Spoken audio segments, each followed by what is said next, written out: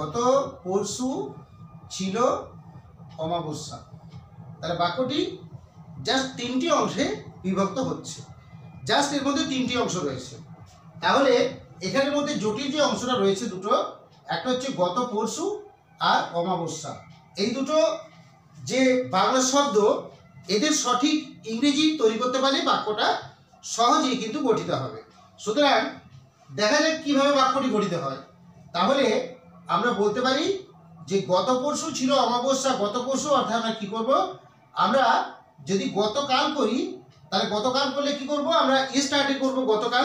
তাহলে গতকালের আগের দিন হলো গত পরশু, গতকালের আগের দিন হলো গত পরশু। সুতরাং এটাকে আমরা এইভাবে লিখব যে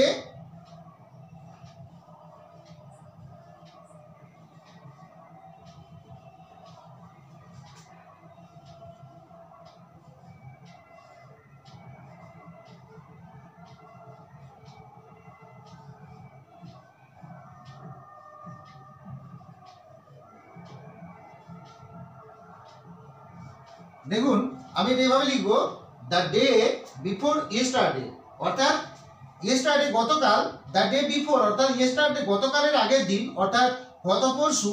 তাহলে লিখব দ্য ডে বিফোর ইয়েস্টারডে অর্থাৎ গত পরশু। এরপর ছিল, তাহলে ছিল অর্থে কি করব, আমরা জানি যে এখানে ছিল অর্থে বিভাগ অর্থাৎ ওয়াজকে প্রয়োগ করতে হবে, পাস্ট ফর্মে ওয়াজকে প্রয়োগ করতে হবে। দ্য ডে বিফোর ইয়েস্টারডে ওয়াজ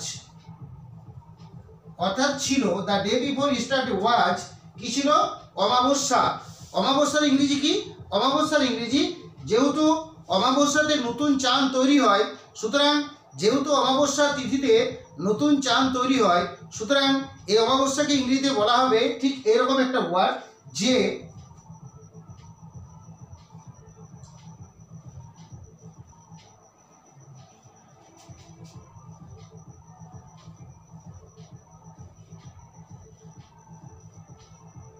দেখুন কি লিখলাম, নিউ মুন।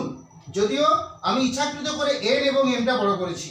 তাহলে কি ছিল, the day before yesterday was new moon, অর্থাৎ নিউ মুন মানে কি, অমাবস্যা। তাহলে গত পরশু ছিল অমাবস্যা, সুতরাং আনসারটা ঠিক আমি এইভাবে নিয়ে আসবো, the day before yesterday was new moon, অর্থাৎ নিউ মুন শব্দের অর্থ হলো অমাবস্যা।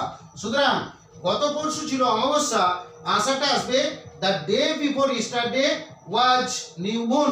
এইভাবে কিন্তু আমরা গত পরশু ছিল অমাবস্যা এই বাংলা বাক্যটিকে আমরা ইংরেজিতে রূপান্তর করব। যাই হোক, এই ক্লাসটি আমাদের জন্য ছোট করে বানালাম। ভিডিওটি কেমন লাগলো অবশ্যই কমেন্টের মাধ্যমে জানাবেন। যদি ভালো লাগে অবশ্যই লাইক, সাবস্ক্রাইব এবং শেয়ার অতি অবশ্যই করবেন। So finally thanks to everybody for watching my video. Thank you.